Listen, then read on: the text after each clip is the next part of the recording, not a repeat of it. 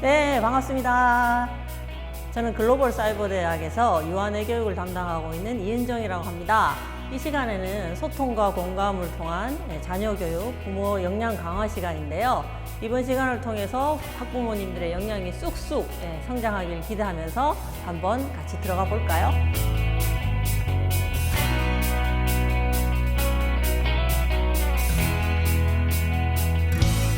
네. 자, 오늘 주제는 뇌활용 훈육법이라고 해서 우리 부모님들이 가장 힘들어 하시는 부분이 아이들을 훈육해야 되는 상황이 아닐까 싶습니다. 그 훈육에 관한 것도 아이들의 뇌를 잘 이해하시면 훨씬 더 효과적으로 하실 수 있을 것 같아서 오늘의 주제를 이렇게 잡았습니다. 자, 그러면 뇌활용 훈육법 한번 들어가 보겠습니다. 먼저 기분 좋은 인사. 기분 좋은 인사, 아이들과 인사 잘 나누시나요? 이 소통과 공감이 잘 되고 일상에서 훈육이 잘 이루어지기 위해서는 평상시에 아이들과의 신뢰관계를 잘 쌓아 놓으셔야 되겠죠. 그래서 아이들이 일어날 때 혹은 유치원 갈 때 혹은 유치원에서 돌아왔을 때 아이들을 어떻게 맞이하고 있나 한번 떠올려 보세요. 한동안 떨어져 있다가 엄마와 눈이 마주친 순간 아이들은 엄마가 나를 얼마나 기다렸나, 얼마나 사랑하고 있나 이런 것들을 느낄 수 있는 절호의 찬스입니다. 그래서 이때 어머님들이 굉장히 반가운 얼굴 표정으로 아이들에게 사랑한다는 느낌을 열심히 전달을 해주셔야 될 것 같은데요. 그러기 위해서는 그냥 이 유아들의 뇌의 특징이 우뇌가 막 발달하고 있어서 언어로서 전달받기보다는 뭔가 느낌으로 전달받는 게 훨씬 더 강력합니다. 그래서 잘 갔다 왔어, 뭐 재밌었어, 뭐 사랑해, 엄마가 기다렸어 이런 말보다는 뜨거운 환호와 함께 환한 표정, 예를 들면 와 이렇게 하면서 아이에게 환하게 웃어주는 그런 표정들이 아이들이 훨씬 더 엄마가 나를 정말 많이 기다리고 사랑하고 있구나라는 걸 느낄 수 있거든요. 그래서 오늘 아이들이 돌아오면 어머님이 이렇게 한번 맞아주시기 위해서 잠깐 우리 연습 한번 해볼까요? 네, 자, 손 준비 짠 하시고 내 아이가 내 앞에 있다라고 상상하시고 환하게 웃으면서 와 반가워 이렇게 해주시는 겁니다. 특히 반갑습니다라는 인사말은 반이 우리나라 옛고로 하늘이라는 뜻이고요. 반갑습니다는 하늘과 같다. 그래서 반갑습니다 인사하실 때는 하늘처럼 소중한 내 아이라는 마음으로 인사하시면 정말 그 마음이 아이들에게 잘 전달되리라고 봅니다. 자, 그래서 우리 한번 먼저 훈육에 대해서 생각해 보셔야 될 것 같은데요. 훈육하면 어떤 것이 혹시 지금 떠오르시나요? 벌써 가슴이 답답해지고 인상이 막 이렇게 찌푸려지지는 않으신가요? 훈육이 일상에서 잘 안 되고 있고 굉장히 힘든 거다라는 인식이 우리에게 있는데요. 그래서 훈육이 언제 필요한가요? 라고 제가 질문한다면 아마 어머님들이 이구동성으로 아이가 잘못된 행동을 할 때, 부적절한 뭔가를 할 때 이 훈육이 필요하다라는 생각을 아마 하실 겁니다. 근데 그럴 때마다 아이들이 올바른 행동, 바람직한 행동으로 전환시키고 싶은데 그게 잘 안 되니까 훈육하면 벌써 이제 스트레스를 많이 받고 계신 것 같은데요. 훈육하면 떠오르는 장면, 어머님들 머릿속에 여러 장면들이 있을 텐데요. 지난번에 제가 모 TV 프로그램에서 아이를 훈육하는 장면을 찍어서 그 장면을 그대로 아이에게 다시 보여주는 그런 그 프로그램을 본 적이 있거든요. 거기서 한 4살 정도 되는 아이가 엄마가 아이가 부적절한 행동을 하니까 막 붙잡고 파리채로 막 이렇게 위협을 하면서 훈육을 하고 막 밥을 안 먹고 돌아다니고 막 있으니까 막 밥상 앞에서 또 아이를 붙잡아 놓고 막 빨리 지금 밥 먹으라고 훈육을 하는 그런 장면이 있었습니다. 그 장면을 영상으로 녹화를 해서 아이와 엄마와 함께 이렇게 시청을 하는데 그 장면을 틀자마자 아이의 반응이 얼굴이 이렇게 찌푸려지면서 기분이 어때? 저거 보니까 기분이 어때? 라고 물어보니까 기분이 안 좋아, 속상해 막 이렇게 얘기하더라고요. 그래서 사실은 이 훈육, 아이들이 바람직한 행동으로 전환을 하려면 아이들의 감정이 어떤 상태라야 될까요? 기분이 좋고 엄마의 말을 잘 인지할 수 있고 자기의 행동을 체인지할 수 있는 감정 상태를 만들어줘야 되는데 우리는 바람직한 행동으로 빨리 행동을 고쳐주겠다는 것에 집중하다 보면 나도 모르게 아이에게 오히려 아이가 감정이 더 상하게 하거나 속상하게 해서 그 행동이 잘 일어나지 않게 그렇게 이제 결과를 만든다는 거죠. 그래서 어쩌면 훈육이 어렵게 느껴지는 부분은 바로 이런 부분이 아닐까 이런 생각을 합니다. 그래서 어머님들이 잘 아셔야 되는 것들이 바로 뭐냐면 훈육에 대한 정의를 새롭게 인식하시면 좋을 것 같아요. 꼭 아이들이 부적절한 행동을 할 때 그걸 올바른 행동으로 바꿔주는 것이 훈육이야 라고 정의를 내리기보다는 여기 제가 퀴즈를 낸 것처럼 아이의 감정 조절 능력을 키워서 자존감을 높이고 사회성을 키우는 것이 목적이다. 그래서 아이들과 함께하는 모든 상황에서 훈육이 일어나고 있다. 그래서 그렇게 따지면 훈육이 잘 안 되기만 하는 건 아니라고 봅니다. 평상시에 아이들과 눈 마주치고 웃고 아까 제가 해보라고 했던 인사 나누고 안아주고 토닥거려주고 이런 여러 가지 상황들이 다 여러분들이 훈육을 실제로 하고 있는 상황이다. 그래서 나는 훈육의 목적이 아이가 스스로 감정 조절을 잘해서 자신의 삶을 자기가 원하는 방향으로 잘 이끌어갈 수 있도록 계속 도와주고 코칭하는 훈련을 시키는 과정이다라는 개념을 한번 잡고 가시면 좋을 것 같고요. 그것을 위해서 아이와 함께 신뢰를 쌓아가는 모든 순간이 바로 훈육의 순간이다라고 보시면 좋을 것 같습니다. 여기서 우리 부모님들이 뇌에 대한 이해를 좀 하시고 가셔야 되는 부분들이 뭐냐면 가장 크게는 뇌가 이렇게 수직적으로 3층 구조로 이루어져 있다라는 것을 좀 기억하시면 좋을 것 같습니다. 이게 이제 뇌과학적인 용어로는 뭐 대뇌피질, 대뇌변형계, 뇌간 이렇게 구성되어 있는데 쉽게 우리 부모님들이 이해하시려면 그냥 이렇게 신체내, 정서내, 인지내 이렇게 3층 구조로 이루어져 있고 아이들이 하는 말이나 행동 이런 것들은 이 3층 구조가 바로 통합됐을 때 일어나는 결과다. 이거를 명심하고 있으시면 훈육의 상황에서 어머님들이 아이들에게 접근하는 방식이 조금 많이 달라지지 않을까 이런 생각을 합니다. 그게 무슨 말인가 하면 다시 한번 이걸 강조드리면 이렇게 신체, 감정, 정서, 인지 이 세 개가 통합된 결과가 바로 행동으로 나오는데요. 그렇다면 이 신체, 정서, 인지가 골고루 조화로울 때 우리가 원하는 바람직한 행동이 나올 수 있겠죠.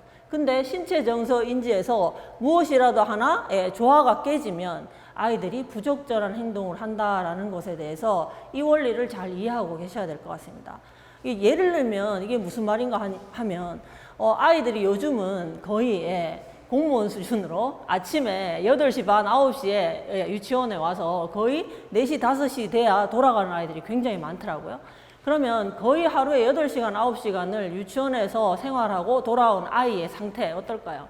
어떤 어머님이 저한테 이렇게 문의를 주시더라고요. 원에 가서 스트레스를 많이 받고 와서 그런지 갔다 오면 만만한 나한테 계속 아이가 짜증을 부린다 이런 말씀을 하시더라고요. 이럴 땐 어떻게 하면 좋겠냐라고 질문을 하시길래 제가 아이가 8시간씩 막 이렇게 오랜 시간 유치원에 있는다는 건 우리도 밖에 나가서 오랫동안 일하고 들어오거나 뭐 놀다가 들어와도 사실은 밖에 오래 있다가 들어오면 사실은 체력적으로 되게 많이 피곤함을 느끼잖아요. 그러면 이 신체적인 컨디션이 떨어지면 자연스럽게 이 조화가 깨지면서 짜증스러운 감정이나 행동도 이렇게 부적절한 행동이 나오기가 쉽습니다. 그럼 이렇게 원인을 파악해서 이 아이가 지금 스트레스를 받았다기보다는 체력적으로, 신체적으로 에너지가 많이 딸려 있구나 라는 걸 알아차리시고 그 부분을 조화롭게 만들어 주시면 되겠죠. 그러기 위해서 뭐 이렇게 양질의 탄수화물, 뇌에 가는 가장 큰 영양분은 오로지 하나 포도당이거든요. 이 포도당은 양질의 탄수화물을 통해서 공급받기 때문에 뭐 고구마나 감자나 바나나나 이런 간식들도 좀 먹이고 그 다음에 에너지를 충분히 다시 충전시켜 주기 위해서 어머님들이 이런 활동을 해주시면 됩니다. 우리 에너지의 법칙은 뭐냐면 심기혈정이라고 해서 내가 의식을 집중하는 곳으로 에너지가 모이게 돼 있습니다. 그래서 아이가 자기 몸에 에너지를 충전시키려면 자기 몸에 좀 집중할 수 있고 가만히 자기 자신을 느낄 수 있는 시간들을 좀 주면 좋거든요. 근데 이게 유아들이 너한테 집중해봐 이렇게 한다고 집중할 수 있는 게 아니니까 어머님이 예를 들면 뭐 손을 따뜻하게 비비면서 아유 유치원에서 너무 신나게 놀아서 네가 지금 피곤하구나 라고 하시면서 손을 따뜻하게 비벼서 아이 아랫배에 이렇게 대주면서 엄마가 너한테 사랑 에너지를 빵빵하게 채워줄게. 가만히 한번 느껴봐. 아랫배가 얼마나 따뜻해지는지 가만히 느껴봐. 이렇게 해서 터치를 통해서 자기 몸에 집중하게 하면 아이가 그 순간에 몸에 집중하면서 또 엄마의 따뜻함을 느끼면서 이 에너지가 충전이 되죠. 그러면 이제 신체적인 활력이 다시 살아나게 되면 아이가 조화점을 찾으면 바람직한 행동을 자연스럽게 한다라는 겁니다. 그리고 아무래도 아이가 부적절한 행동을 할 때는 신체 정서 인지의 조화로움이 주로 어디서 많이 깨질까요? 예를 들면 형제가 둘이 다퉜어요. 바람직하지 못한 행동을 한 거죠. 다퉜을 때 우리 부모님들이 아이들에게 어떻게 피드백을 해주고 상호작용을 해주느냐를 잠시 한번 생각해 보면, 예를 들면 둘이 다툼이 일어났어요. 장난감 같은 걸로. 그럼 일로 와봐. 엄마한테 와봐. 왜 그랬는지 얘기해봐. 이렇게 일단 이야기를 하실 겁니다. 그러면 아이가 뭐 형아가 이래서 저래서 이랬고, 뭐 또 형아는 형아대로 막 동생이 이래서 저래서 막 그러면서 서로 자기 입장에서 막 이야기를 할 거예요. 그럼 이렇게 이야기를 할 때 어머님이 둘이 장난감 갖고 사이좋게 놀라고 엄마가 여기 장난감 사준 건데 왜 이렇게 자꾸 싸우고 그래? 이렇게 싸우면 장난감 안 사준다. 다음부터 싸우지 마. 둘이 사과해. 뭐 이런 식으로 엄마가 판단을 해버리거든요. 그리고 어떤 행동을 하라고 지시를 해버리는데, 이때 우리가 가만히 생각해 보면 엄마의 이런 반응은 큰 아이에게나 적은 아이에게나 어떤 감정을 불러일으킬까요? 우리가 이런 걸 이제 뇌교육적으로 심부름, 아이의 마음을 불러준다라고 하는데, 이 순간에 어머님이 이렇게 하시는 건 큰 아이 입장에서도 분명히 동생이 나를 화나게 하고 잘못된 행동을 했기 때문에 내가 이렇게 했는데 엄마는 나도 잘못했대.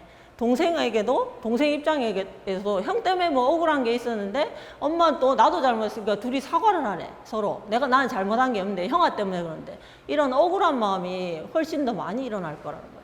그래서 이런 싸움이 일어났다는 것 자체는 아이의 벌써 감정, 둘이 사이좋게 장난 갖고 사이좋게 놀아야지 이걸 몰라서 싸우는 게 아니잖아요. 근데 우리 어른들은 아이들이 이걸 몰라서 싸우는 것이냐 자꾸 인지를 시켜준다는 거예요. 장난감 갖고 사이좋게 놀아야지 이렇게 하면 이런 식으로. 근데 이때 중요한 건 아이의 감정을 편안하게 먼저 만들어 주는 것이 이 조화점을 찾는데 우선돼야 될 것이라는 거죠. 그러려면 아이들에게 공감이 필요합니다.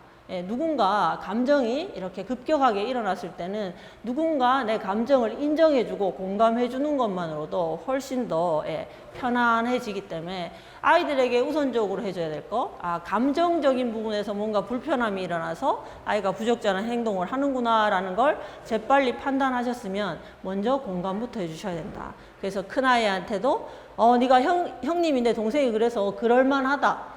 동생은 네 입장에서는 또 형이 그래서 그렇겠네라고 먼저 아이들의 감정에 대해서 수용을 해주시고, 그 다음 스텝으로 해야 될 것은 그러니까 둘 다 잘못했으니까 사과해라고 이렇게 그냥 해버릴 게 아니고, 둘 다 서로 그러면 이 감정을 체인지하는, 일단 공감을 받아서 마음이 편안해졌으면 아이들은 감정이 어른처럼 오랫동안 끌고 가지 않거든요. 그래서 빨리빨리 감정 전환, 주의가 굉장히 빨리 전환이 되기 때문에 감정을 빨리 전환시켜주는 걸 어머님들이 좀 해주시면 됩니다. 그래서 감정의 전환은 어떻게 재빨리 일어날 수 있냐 하면, 관심을 딴 데로 돌리든가 주의를, 아니면 몸의 신체 반응, 몸의 리듬을 바꾸면 감정이 변화되게 돼 있습니다. 그러니까 이렇게 형제끼리 다툰 경우엔 저는 주로 이런 방법을 많이 씁니다. 이제 원에 가서 친구들끼리 다툼이 일어나는 경우에 이렇게 충분히 제가 공감해주고, 자, 두 친구 다 서로 손잡고 선생님이 부탁할 테니까 1부터 10까지 셀 동안 손잡고 한 발 들고 서로 눈 마주보고 한번 버텨볼까? 얼마나 버티는가? 이렇게 하면 아이들은 또 얼른 손잡고 한 발 들고 이렇게 서로 눈을 쳐다보거든요. 그러면 제가 열을 헤아리기 전에 벌써 요즘 아이들이 생각보다 이런 몸을 쓰는 것들이 충분히 단련이 안 돼 있어서 이렇게 균형 잡고 이런 것들을 의외로 잘 못합니다. 그래서 한 발 잡고 손잡고 한 발 들고 균형 잡으라 그러면 몇 번 가지 않아서 하면서 이렇게 둘이 같이 이렇게 풀썩 균형을 놓치게 됩니다. 그러면 대부분의 아이들은 그 자기 몸이 자기 뜻대로 안 될 때 이렇게 피식 웃음이 나와요. 그래서 이렇게 피식 웃었다는 거는 벌써 서로 불편했던 감정이 웃음으로 체인지 된 거죠. 그렇게 해서 편안해지고 난 다음에 아이들에게 그러면 이제 서로 하고 싶은 말 있어, 해주고 싶은 말 있어, 이렇게 해서 스스로 그때 느끼는 것들을 표현하게 하면 이게 앞으로 이제 미래 인재들의 핵심 능력인 의사소통 능력이라든지 이런 것도 굉장히 잘 키워줄 수 있겠죠. 그래서 이 훈육의 모든 상황들은 혼내고 야단쳐서 이 행동을 똑바로 해야 될 게 아니고 이런 식으로 어머님이 바라보는 관점이 이 아이의 문제 해결 능력, 대인관계 지능 뭐 이런 것들을 키울 수 있는 절호의 찬스구나 라고 접근하는 것이 훨씬 더 효과적인 훈육을 이끌어 줄 수 있다라는 거죠.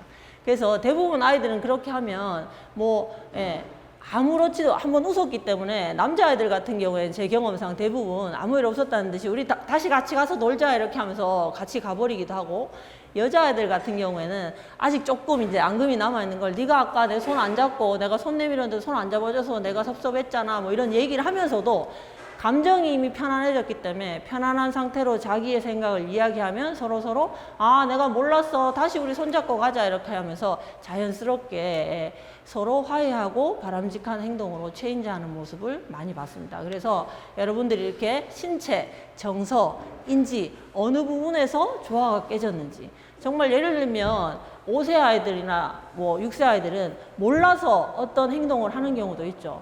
제가 어떤 부모님이 저한테 이런 이제 이야기를 하시더라고요. 아침에 아이랑 한바탕 하고 왔대요. 그래서 무슨 일 때문에 그러셨어요? 이렇게 하니까 아이가 아침 먹자고 이렇게 식탁으로 부르니까 그 옆에 놔둔 식빵에 이렇게 곰팡이가 쓸었는데 그 곰팡이를 보고 계속 먹어보겠다고 떼를 쓰는 거예요. 그래서 엄마가 저거 먹는 거 아니다, 저거 먹으면 배 아야 한다 이렇게 몇 번 얘기했는데도 아이가 계속 떼를 쓰니까 엄마도 막 그만 감정이 치받아서 그래 먹고 병원 가서 주사 맞고 네가 한번 크게 아파봐야지 하면서 고래고래 소리를 지르고 와서 마음이 안 좋다라고 말씀을 하시던데, 이럴 때는 아이가 이 곰팡이, 우리 아이들은 호기심이 거의 하늘을 찌를 때라서 뭔가 새로운 것들을 발견하면 이 탐구하고자 하는 이 욕구가 굉장히 많이 올라옵니다.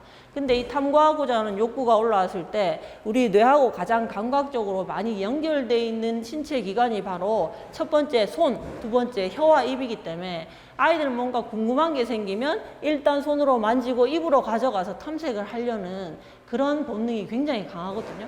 그러니까 뭔가 새로운 게 있을 때 입으로 먹어보고자 하는 그런 욕구가 강하게 일어났던 거죠.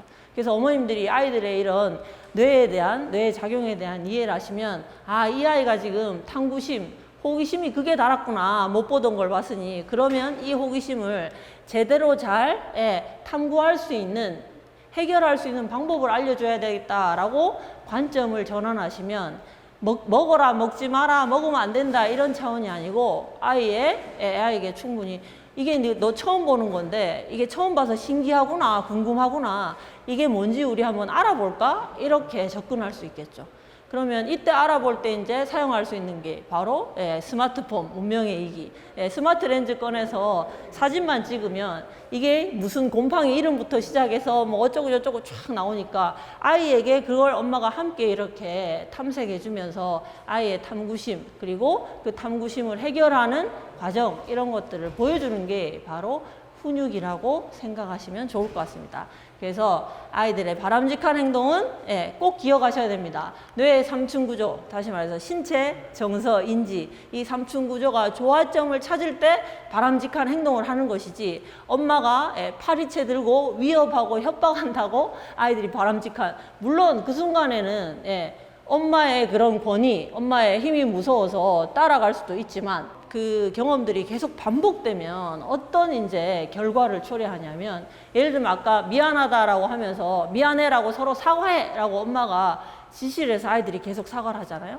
그럼 아이들은 사과하고 싶은 마음에서 이렇게 우러나서 하는 게 아니고 계속 난 억울한데 내가 더 손해보는 것 같고 분명히 나보다는 형아가 혹은 동생이 잘못했는데 나한테만 혼내라고 이러니까 아이 마음속에는 억울함, 하기 싫은 이런 마음들이 가득 차서 사과를 하게 된다는 거죠. 그럼 이런 일이 반복됐을 때는 나중에 이 아이가 어렸을 때 내가 그랬었지라는 기억은 못하지만 그 감정은 그대로 뇌 편도체라는 곳에 저장돼 있어서 성인이 돼서도 누군가에게 미안하다라고 사과를 해야 되는 그 순간에 갑자기 미안하고 말을 하려고 할 때 마음속에서, 나의 뇌 속에서 파도처럼 하기 싫어, 억울해, 내가 이걸 꼭 해야 돼, 이런 마음들이 막 올라온다는 거죠. 그래서 이 아이들에게 심부름, 아이들의 마음을, 감정을 잘 이끌어주는 것이 바로 훈육이다라고 보시면 될 것 같습니다. 이런 일들이 뇌에서는 어떻게 이렇게 일어나는지를 잠깐 한번 보시면요. 여기 보시면 이렇게 어떤 감각 자극이 들어왔을 때 뇌가 반응하는 방식입니다. 첫 번째 그림에서 이게 이제 시상 통로라고 하는데 어떤 감각 자극이 들어왔을 때는 바로 편도체라는 감정에 관련된 이게 이제 생존 본능에 위협이 되는 상황에 자극이 들어오면 바로 이게 편도체에 정보가 전달돼서 바로 이제 신체적으로 반응하도록 이렇게 우리 뇌가 구조화되어 있거든요. 왜냐하면 생존을 해서 빠르게 대처해야 되니까. 그리고 또 어떤 자극은 여기 보시는 것처럼 자극이 들어왔을 때 이 자극을 이 뇌의 컨트롤 타워라고 할 수 있는 전두엽 쪽에 보내서 내가 이런 자극이 들어왔는데 어떻게 할까라고 조절하고 판단하는 역할을 해서 뇌에서 이제 신체 명령을 내리는 이 두 가지 채널이 있습니다. 그래서 우리 아이들이 만 3세가 되면 이 전두엽이 막 발달하는 시기라서 이렇게 피질 통로를 자극할 수 있는 자극을 많이 주셔야 됩니다. 피질 통로를 자극할 수 있는 자극은 바로 뭐냐면 공감, 인정, 격려 이런 긍정적인 부모의 반응이 바로 이 피질 통로를 자극시키고요. 이 생존에 위협이 되는 상황은 어떤 상황일까요? 우리 인간이 모든 동물 중에서 가장 오랫동안 다른 생명체의 보호와 관리를 받아야 케어가 있어야 생존할 수 있는 동물입니다. 예를 들면 강아지나 뭐 망아지 같은 경우에는 태어나자마자 거의 뭐 20-30분 안에 벌떡 일어나서 걷는데 우리 인간 같은 경우에는 최소한 혼자서 걷는데도 한 1년 정도 평균적으로 시간이 걸립니다. 그래서 혼자 걷는다고 해도 스스로 생존을 보장할 수 없죠. 그래서 부모님의 케어가 굉장히 오랫동안 10수년 동안 있어야 우리 아이들이 스스로 생존할 수 있기 때문에 인간의 뇌 자체는 이게 나의 생존을 보장해 줄 수 있는, 케어해 줄 수 있는 누군가의 상태에 굉장히 예민하게 태어나게 됩니다. 그렇기 때문에 부모님이 자기의 욕구나 자기에게 관심을 가져주고 적절하게 반응해 주지 않을 때 생존 본능에 위협을 느껴요. 그래서 아이들이 막 불편하고 자기도 어쩔 줄 모르는 감정이 막 이렇게 물밀듯이 느껴져서 막 신체 반응이 일어나죠. 심장이 벌렁거리고 막 이렇게 얼굴이 달아오르고 이런 감정들, 반응들이 나타날 때 부모님이 그게 마치 큰 잘못이라는 듯이 이렇게 혼을 낸다거나 야단을 친다거나 고함을 지른다거나 이렇게 억압적으로 뭔가를 그치게 하려고 하면 우리 아이들 뇌에 이렇게 시상 통로가 활성화돼서 생존 본능에 위협이 돼서 계속 맞서 싸우거나 도망가거나 하는 이런 반응밖에 보이지 않게 된다. 그래서 유아 시기에 이런 경험을 계속해서 많이 하면 뇌 피질 통로보다는 시상 통로가 발달해서 그 위에 모든 인간관계나 모든 자극에서 반응하는 반응 양식이 달라진다라는 겁니다. 그래서 어머님들이 아이들과의 신뢰관계를 계속 쌓아가는 게 굉장히 중요하고요. 우리 뇌활용훈육법에서 또 아셔야 될 것들이 아까도 말씀드렸지만 우리는 아이들을 훈육해야 될 때 어른들의 습관으로 주로 어떤 도구를 사용하죠? 말로, 언어로 이렇게 전달하려고 하는 그런 느낌이 굉장히 강하죠. 아이들의 감정에 대해서 충분히 공감해 주시고 수용해 주셔야 됩니다. 그래서 아이들이 짜증나는구나, 화가 나는구나 하면서 이렇게 아이들에게 반응해 주셔야 됩니다 라고 했더니 어떤 어머님이 손을 들고 저한테 질문하더라고요. 근데 강사님, 제가 그래서 아이에게 너 지금 짜증나는구나, 화가 나는구나 이렇게 계속 얘기를 했더니 7살 된 자기 아들이 엄마 그 구나 좀 그만해 이제 하면서 소리를 질렀다는 거죠. 왜 그럴까요? 이 말보다도 중요한 건 아이들은 우뇌가 발달하고 있는 시기라서 느낌에 훨씬 더 민감하다고 말씀드렸죠. 그래서 느끼는 거예요. 뭐를요? 어머님의 마음을, 엄마가 진심으로 내 감정을 인정해주고 공감해주고 있는가, 아니면 그냥 공부한 것처럼 말로만, 지식적으로만 짜증나는구나 이렇게 말로만 하는 건지를 아이들이 잘 안다는 거죠. 그래서 훈육을 하는 데 있어서 가장 전제돼야 될 것은 나의 에너지 상태다. 즉 나의 감정 상태라는 거죠. 우리의 뇌는 어떻게 반응하냐면 정기적인 신호로 자극을 받아서 정기적인 신호를 전달해서 반응이 일어나는 겁니다. 가장 기본적으로 볼 때. 그래서 이 정기적인 신호, 다시 말해서 나의 생각과 감정과 행동에 따라서 내 몸의 정기적인 신호가 달라진다는 거예요. 그래서 지금 현대과학으로 측정할 수 있는 내 감정과 내 생각, 이런 정기적인 신호를 내가 몸을 중심으로 지름 한 2m 정도 되는 이런 에너지 장을 내가 늘 가지고 다닌다는 거죠.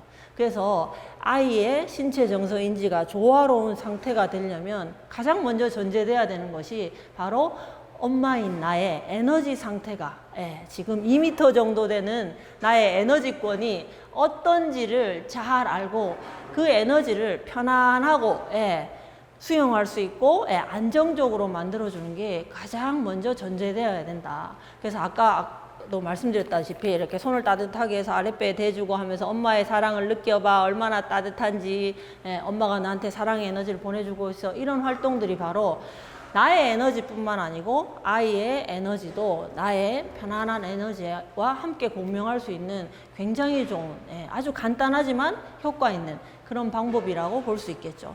그래서 사실은 말도 우리 생각과 이런 감정의 에너지를 담고 있습니다. 근데 우리가 때때로 하는 말과 감정을 다르게 해서 이렇게 전달해서 전달이 잘 안 되는 것이죠. 그래서 되게 EBS에서 재미난 실험을 한 영상을 본 적이 있는데요. 어떤 실험이냐면 아이들에게 일정한 시간을 주고 1분 동안 여기 있는 단어로 문장을 한번 만들어 봐라 라는 테스트를 했어요. 그랬을 때 A그룹 아이들한테는 긍정적인 단어들을 막 이렇게 보면서 문장을 만드는 훈련을 했고요. 그 다음에 B그룹 아이들은 부정적인 단어들을 막 이렇게 단어 카드로 만들어서 문장을 만드는 그 활동들을 했어요. 근데 이게 실험의 목적이 아니라 이 문장 만들기 실험을 하고 난 다음에 아이들한테 심부름을 시킨 거죠. 저기 다른 방 가서 뭘 좀 가져와라고 심부름을 시키고 나서 이제 관찰 카메라를 가지고 아이들의 행동을 본 거예요. 그래서 복도를 따라서 이렇게 심부름을 하러 이렇게 가는 길에 누군가가 갑자기 툭 튀어나오면서 일부러 아이들한테 부딪힙니다.